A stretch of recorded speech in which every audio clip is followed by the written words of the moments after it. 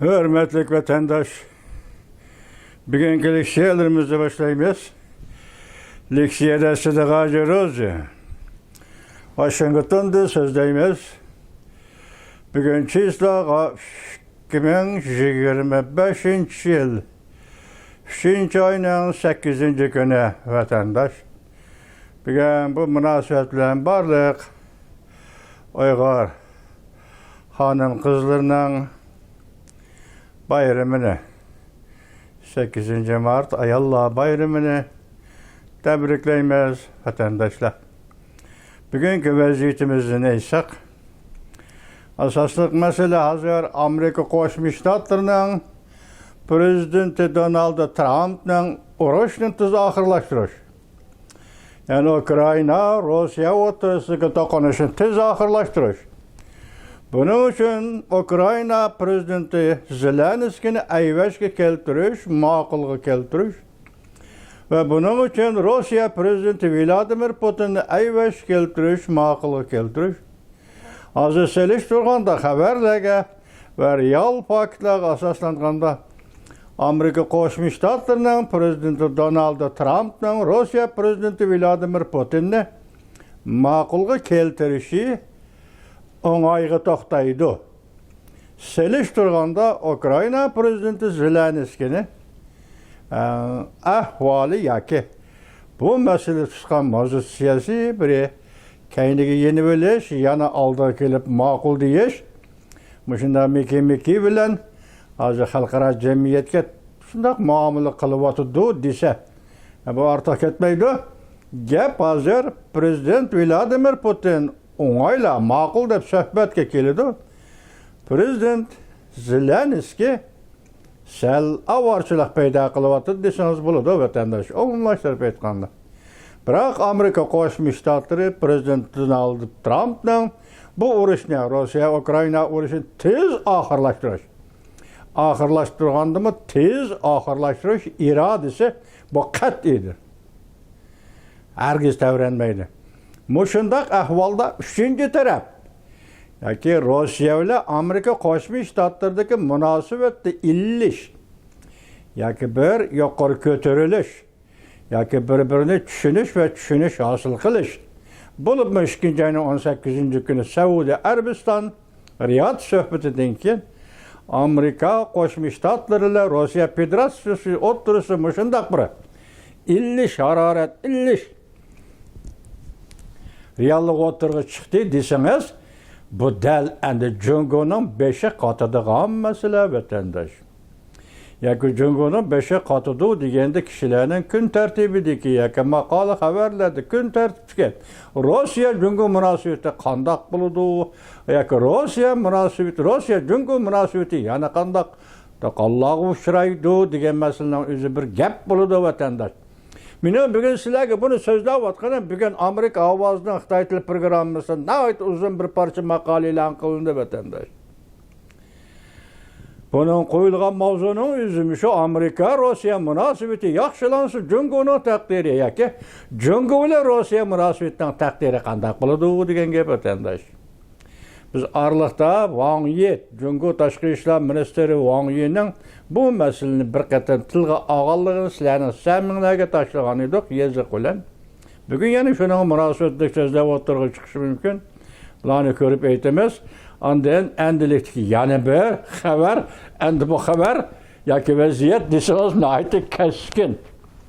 Ham komediyalik tusga hem ciddi bir ravishda bir ciddi siyosatga munosabatlik bir ish. Masalan, hozir Amerika Qo'shma Shtatlarining Prezidenti Donald Trump Malakka bo'g'izini taqash Iran bilan Jungo o'rtasidagi savdo munosabatlari, hamnipet munosabatlariga elib keladigan oqibat nima bo'ladi degan savolni o'tirib qo'ydi vatandosh. Buningda masalan 2023 yil va 2024 yil 2 yil ichida İran'ın tafaveti yoki shu savdodan qo'lga keltirgan dollar 550 milyondan ortiq 400 milyondan ortiq shunday dollar ekan Müşüne ahvalda eğer Malakka boğuzu takılıp kalsa, yak tosulub kalsa, İran bilen Cungunun oturысы hamnepit sodisi kandak buludu degen gap.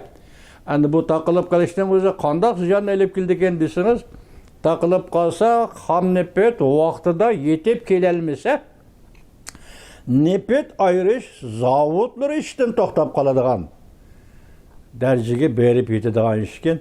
Endi bu acayip bir gap hazır. Malakka boğuzu, İran ve Cungunun azı soğudu münasebetlerindeki can tomuri desiniz buludu vatandaşa. Bugünkü leksiyalarımız şu, andın yani onun devamını hem de asasa anlaysız tüvengiçe vatandaş. Birinci mavzu nime qaram? Prezident Donald Trump Malakka boğazda qamal qılıp, İran bilen Cungunun soğudusunu üzüp taşlamakçı buldu. Mavzuda xabar 3. ayının 7. günü Venvit orbit edilen qılındı. Bu xabarni Reuters agentliği tarqatkan xabarı. Prezident Donald Trump Xalqaro ittifoqlash davlatlarga chaqiriq e'lon qilib, ularning dengiz armiyalari orqali Malakka bo'g'izini qamal qilishni o'ylashdi. İranning ham neftining Jungoga deniz üstü yo'lidan o'tib kelishini yoki İrandan kelgan ham nefti Jungoga to'shaganda albatta deniz yo'lidan keladi, bu yo'lni etish, bu yo'lni to'sish. Bir İran, Amerika'nın nazarında kim, qaysi devlet? Ya hazır İran, dünyanın nazarında kim, qaysi devlet? Hamas'ı yerden biri atkan, İsrail'e otur şarta karşılaşıp atkan bir devlet. Jungo kandak devlet, hazır üzün Suudi'de berge verdirge vapa kılmay, ya ki emel kılmay, Suudi sahası, ticaret sahası da buzgunçuluk kılıp atkan devlet. Tünükünde de işkin mesele, aklı mülk hukuku meselesi. Ve ki dünya Suudi prensiplerine emel kılış meselesi, kaidelerine emel kılış meselesi. Bu şimdi sen koyup ettik, çünkü şunun karganda azı, şunun da hesaplaganda, Jungo'nun ahvalı bu, İran'ın ahvalı bu. Şunu bu iki devlet kandak zərb verse, erziliğe eşveten de, şunu Malakka boğazının aldığına alımız, tosumuz deydi. Amerika Enerjiye Mahkemesi uçur kıyası, yakın yıllardan beri Amerika embargo yürgüzgen bolsunma, lekin İran'ın ham nefti 2023 yılı 530 milyon dolar kerim yarattı. Ötken yılı yani 2024 yılı 540 milyon dolar kerim yarattı. Bu en asaslığı Jungo bilen bolgan Suudi'den geldi. Endi bularga başka yol yoki harbiy ishlar va boshqa ishlar bo'lmagan ahvol ostida bularning qilmishlarini jazolash uchun faqat iqtisodiy embargo, shunga o'xshash Malakka bo'g'izini to'sish, yana boshqa qurg'uluq yo'llarini to'sish, shu orqali bu davlatlarni iqtisodiy zarb berishning o'zi nayta katta amaliy chora bo'lib hisoblanadi vatandosh. Bu mavzunun nazik bolğanlığının ismini aşkarlaştı halımağın 6 nefer ahvaldan haberdar kişinin aşkarlaştı. Prezident Donald Trump hükümeti əməldar növbəti çağrı oylab, ittifaqdaş devletler deniz armiyelerden paydalanış. Mesela bunlar deniz armiyelerine ittifaqdaş devletler oturuşudu. Malakka boğuzu 3 kilovatkan Jungo'nun parketi ve İran'ın parketini tosudu. Tosup bir yerde ya ki bir adamla kol geliş yüz vermeydi, ya ki bir parkotlu çöktürüyütü yüz vermeydi. Fakat katnaş sahasındaki işle bulup hesaplanırdı. Muşunda ahval aslında katnaşın tosuş ve tekşürüş degендek. İttifaqdaş devletlerinin küçüden paydalanıp Amerika muşni yolu koyduğun bolsa, o vakit İran'ın üstüden hem Jungo'dan ibaret bu müstebit devletin üstüden Suudi yolları arkalık yoki jazolash, yurgizish orqali yoki bo'lmasa embargoni amaliylashtirish orqali shu natijaga erishdi deydi. Men bu Malakka bo'g'izini to'sish degan bu siyosatni ajoyib katta siyosat deb shaxsan o'zim shunday baholadim vatandosh. Endi hozir vaziyat to'g'risida to'xtalib nima dedik? Eng jiddiy payt hozirgi dunyoda urushni qanday oxirlashtirish, Prezident Donald Trumpning va Trump hukumatining yo'li qat'iy irodasi qat'iy naytitis. Rossiya Ukraina urushini oxirlashtirish. Buningdir Ukraina tarafga qanday xizmat ishlash, Rossiya tarafga qanday xizmat ishlash, Rossiya taraf Amerika bilan yaqinlashib, Amerika bilan munosabatlashib, mush yo'lda mangdigan bo'lsa, u vaqt Rossiya bilan junguni o'tirishga masala nima bo'ladi? Baydido kanazı tekrarladık sebebi mavzuda dikkat kılan vatandaş. Prezident Vladimir Putin bir şart astida vaqtliq urush to'xtatish qo'shildi. Mavzuda xabar 3-oyning 7-kuni Vanvit orbitida e'lon qilindi. Xabar bunday boshlandi. Amerika Qo'shma Shtatlari Donald Trump prezidenti Donald Trump 3-oyning 7-kuni Rossiyaga pul muomala embargosi yurgizish va tamojni bejo qo'yish to'g'risida tahdid solgandan keyin besim bo'ladi. Bu bo'ladi deb nima bo'lmaydi. Bir kuni ma'qul desa, bir kuni yo'q desa, anaqa bosh shar yo'qmi? Sharni qo'llanadigan gap, embargoni qo'llanadigan gap, besim ishiladigan gap. Iqtisodiy masalada yoki bir tadbir qo'llanadigan gapda vatandosh. Prezident Trump shuni degandan keyin masalan embargo pul muomala masalasi va tamojni bajani o'tirib qo'ygandan keyin Rossiya qartib Bloomberg'ning xabar qilishicha Rossiya prezidenti Vladimir Putin vaqtincha urush to'xtatishni o'ylashga qo'shildi degan gap. Rossiya Ukraina urushini vaqtincha to'xtatishga qo'shildi. Lekin bu uzun muddatli tinchlik kelishimining taraqqiyot tarafidan belgilanishi kerak. Tinchlik kelishimiga o'tirsangiz, suhbatga o'tirsangiz, buning uzun muddatli tinchlikni barpo qilish uchun bu kelishim qanday imzolanadi? Bugun endi hozir vaqtincha urush to'xtatish bilan kelishim imzolash o'tirishga bu munosabat bir-biriga ta'sir ko'rsatadi deydi. Prezident Vladimir Putin Amerika Qo'shma Shtatlari prezidenti Donald Trump bilan urush to'xtatish chaqirig'ini chiqarganda, masalan, Amerika Qo'shma Shtatlari prezidenti Donald Trump urush to'xtatish chaqirig'ini chiqarganda, prezident Vladimir Putin bu chaqiriqqa tunji qatim ovoz qo'shdi. Ma'qul, vaqtni to'xtatamiz degan so'zingiz ijobiy qadam vatandosh. Demak, ijobiy qadamda prezident Donald Trumpning chaqirig'iga ovoz qo'shdi Rossiya Federatsiyasi prezidenti Vladimir Putin. Xabarda yana bunday ko'rsatildi. Bu taklif o'tgan oyda, ya'ni 2-oyning 18-kunida Saudiya Arabistonida o'tkazilgan Amerika-Rossiya yuqori darajaliklar suhbatida o'tirib qo'yilgan edi. Mushlar, masalan, urush to'xtatish o'tirib qo'yilgan edi. Urush to'xtatish qo'shilishdan burun Rossiya eng oxirgi tinchlik kelishimining prinsiplarini tushunishni umid qiladi. Xabardor kishilarning oshkorlashiga asoslanganda Rossiya tinchlik saqlash vazifasining shartlariga alohida qiziqdi. Jumladan bu vazifani atqirdigan davlatlar qaysilar?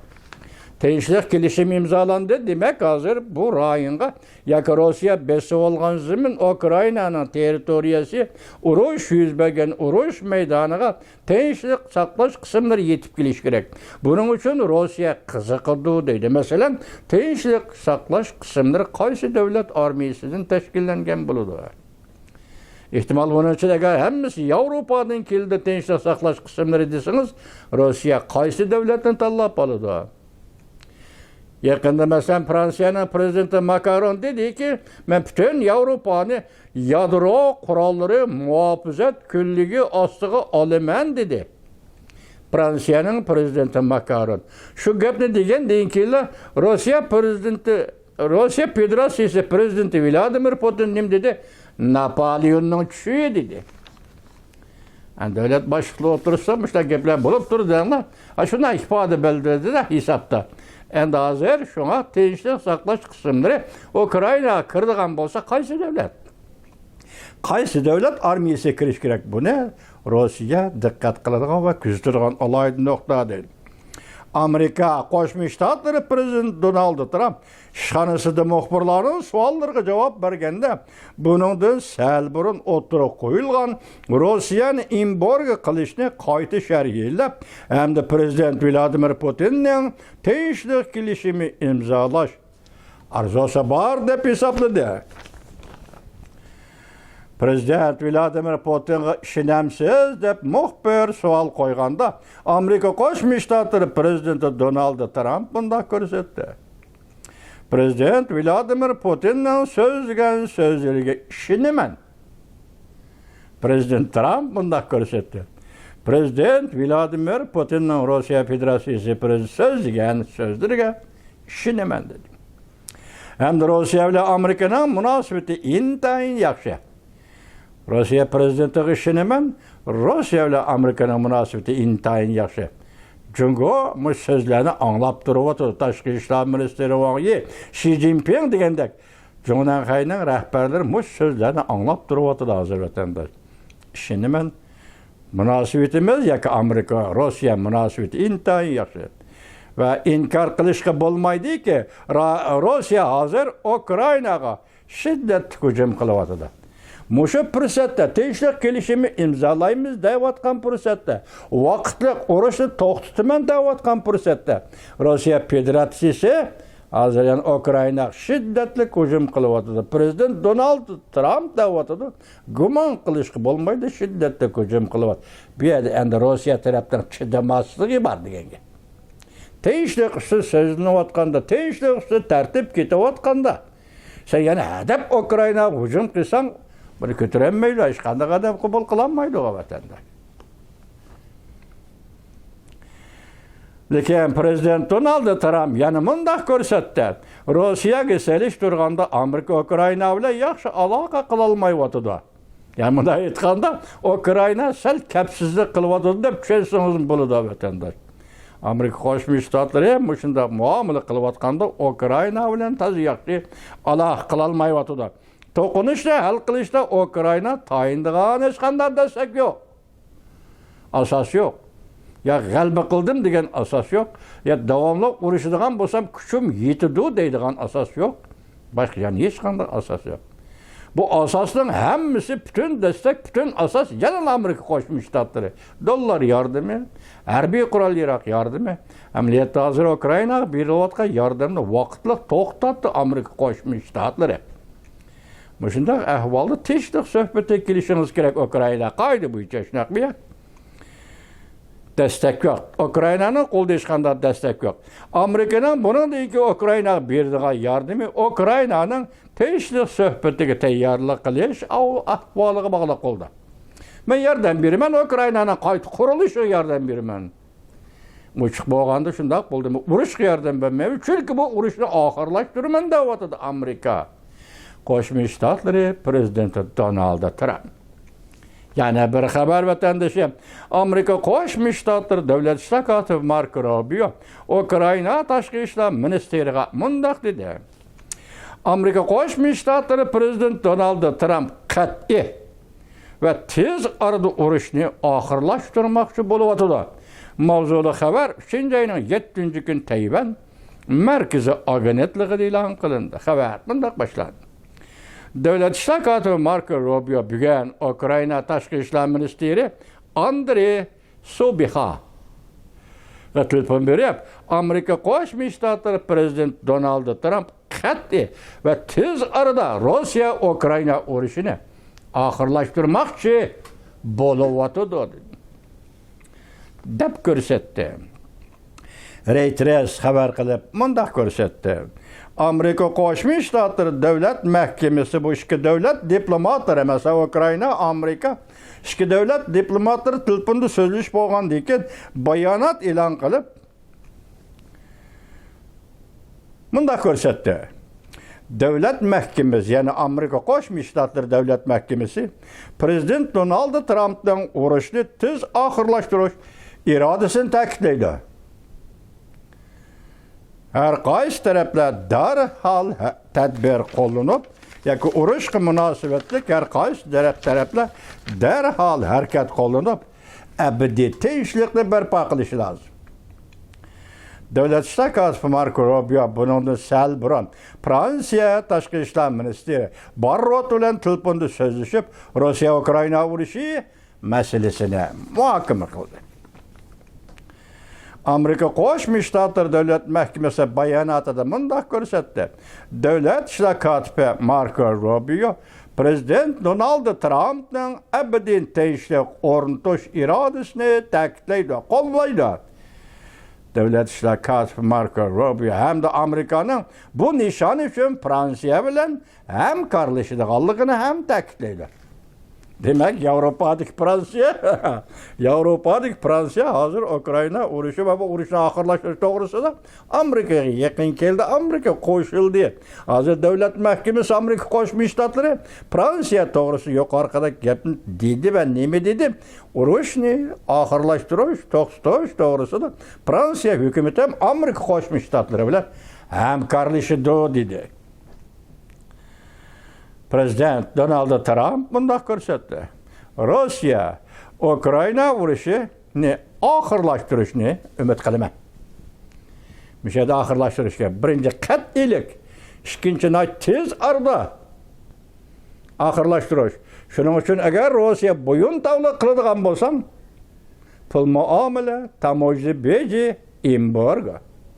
Agar bo'yin tavla qiladigan bo'lsam, Ukrayna sana berildigan yordam vaqtincha to'xtatildi. Mushundaq kurash, mushundaq elishlar asosida oxirgi maqsad Amerika Qo'shma Shtatlarining prezidenti Donald Trump Rossiya Federatsiyasi bilan Ukrayna o'rtasidagi urushni oxirlashtirish. Birinchi mavzu, birinchi leksiyamiz tugadi vatandosh.